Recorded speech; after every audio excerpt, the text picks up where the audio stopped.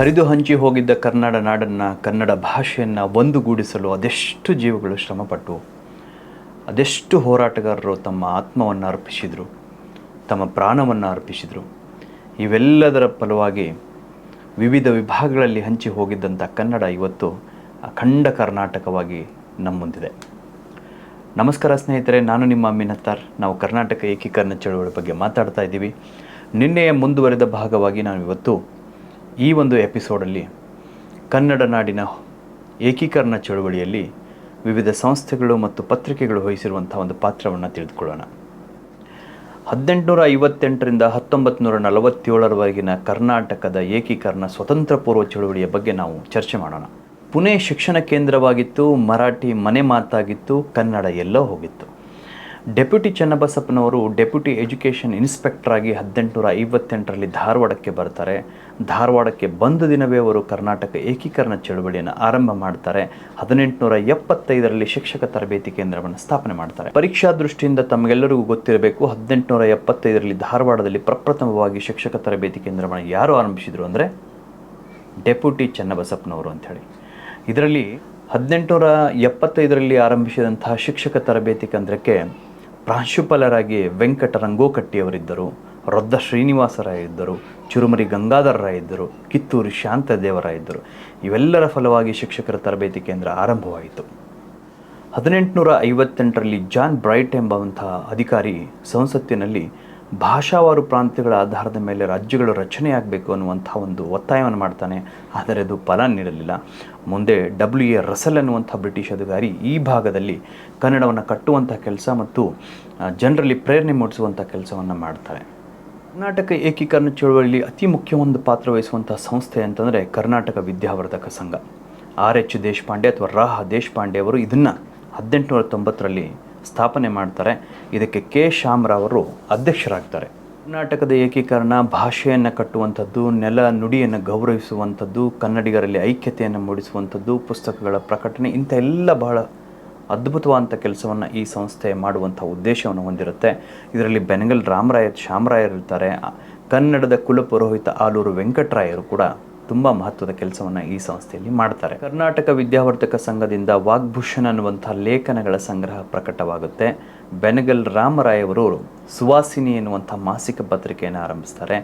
ಮೈಸೂರು ಒಡೆಯರ ಒಂದು ನೇತೃತ್ವದಲ್ಲಿ ಕರ್ನಾಟಕ ಭಾಷೋಜ್ಜೀವಿನಿ ಸಭಾ ಅನ್ನುವಂಥ ಒಂದು ಸಂಸ್ಥೆ ಕೂಡ ಕರ್ನಾಟಕ ಏಕೀಕರಣ ನಿಟ್ಟಿನಲ್ಲಿ ನಾಡು ನುಡಿಯನ್ನು ಗೌರವಿಸುವ ಪ್ರಯತ್ನವನ್ನು ಮಾಡುತ್ತೆ.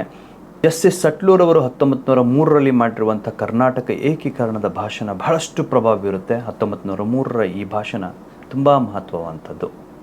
ಕರ್ನಾಟಕ ಏಕೀಕರಣ ಚಳುವಳಿಯಲ್ಲಿ ತುಂಬ ಮಹತ್ವದ ಪಾತ್ರ ವಹಿಸಿರುವಂತಹ ಕನ್ನಡ ಸಾಹಿತ್ಯ ಪರಿಷತ್ತು 1915 ಮೇ 5ರಂದು ನಾಲ್ವಡಿ ಕೃಷ್ಣರಾಜ ಒಡೆಯರವರ ನೇತೃತ್ವದಲ್ಲಿ ಸರ್ ಎಂ ವಿಶ್ವೇಶ್ವರಯ್ಯನವರು ದಿವಾನರಾಗಿರುವಂಥ ಸಂದರ್ಭದಲ್ಲಿ ಬೆಂಗಳೂರಿನಲ್ಲಿ ಸ್ಥಾಪನೆಯಾಯಿತು.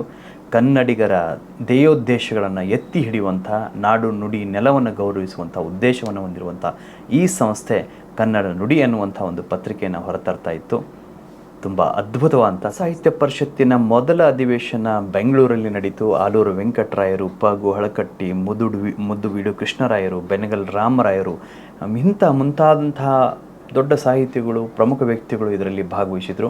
1916ರಲ್ಲಿ ಬೆಂಗಳೂರು, 1918ರಲ್ಲಿ ಧಾರವಾಡ, 1919ರಲ್ಲಿ ಹಾಸನ, 1920ರಲ್ಲಿ ಹೊಸಪೇಟೆಯಲ್ಲಿ ಸಾಹಿತ್ಯ ಸಮ್ಮೇಳನಗಳನ್ನು ನಡೆಸುವುದರ ಮೂಲಕ ಇಡೀ ಕರ್ನಾಟಕವನ್ನು ವ್ಯಾಪಿಸುವಂಥ ಕೆಲಸವನ್ನು ಕನ್ನಡ ಸಾಹಿತ್ಯ ಪರಿಷತ್ತು ಮಾಡಿದೆ. ಏಕೀಕರಣ ಚಳುವಳಿಯಲ್ಲಿ ಕನ್ನಡ ಸಾಹಿತ್ಯ ಪರಿಷತ್ತಿನ ಪಾತ್ರ ಅದ್ಭುತವಾದಂಥದ್ದು. ಕರ್ನಾಟಕ ಏಕೀಕರಣ ಚಳುವಳಿಯಲ್ಲಿ ಮತ್ತೊಂದು ಮಹತ್ವದ ಸಂಸ್ಥೆ ಯಾವುದು ಅಂದರೆ 1916ರಲ್ಲಿ ಸ್ಥಾಪನೆಯಾದಂಥ ಕರ್ನಾಟಕ ಸಭಾ ಅನ್ನುವಂಥದ್ದು.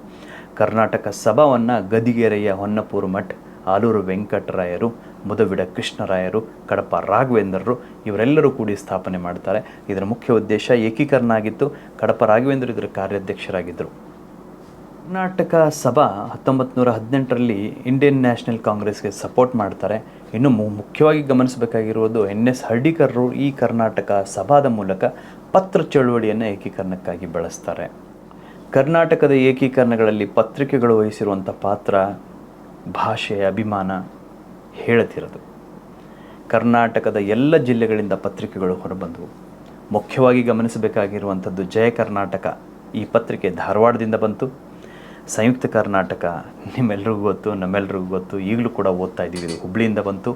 ತರುಣ ಕರ್ನಾಟಕ ಅನ್ನುವಂಥದ್ದು ಪ್ರಪಂಚ ಅಂತ ಕರಿತಿದ್ರು, ಇದನ್ನು ಕೂಡ ಹುಬ್ಳಿಯಿಂದ ಬಂತು.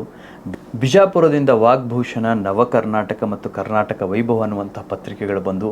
ಬಳ್ಳಾರಿಯಿಂದ ಕರ್ನಾಟಕ ಕೇಸರಿ ಬಂತು. ನವಯುಗ ಮತ್ತು ಸತ್ಯಾಗ್ರಹಿ ಅನ್ನುವಂಥ ಪತ್ರಿಕೆಗಳು ಉಡುಪಿಯಿಂದ ಬಂದು. ರಾಜಧಾನಿ ಬೆಂಗಳೂರು ಏನು ಪತ್ರಿಕೆಗಳಲ್ಲಿ ಕಡಿಮೆ ಇರಲಿಲ್ಲ, ಬಹಳಷ್ಟು ಪತ್ರಿಕೆಗಳು ಬೆಂಗಳೂರಿಂದ ಬಂದು. ಪ್ರಜಾಮತ, ತಾಯಿ ನುಡಿ, ವೀರಕೇಸರಿ, ಸ್ವತಂತ್ರ ಕರ್ನಾಟಕ, ವಿಶ್ವ ಕರ್ನಾಟಕ, ಚಿತ್ರಗುಪ್ತ ಅನ್ನುವಂಥ ಪತ್ರಿಕೆಗಳು ಬೆಂಗಳೂರಿಂದ ಬಂದು.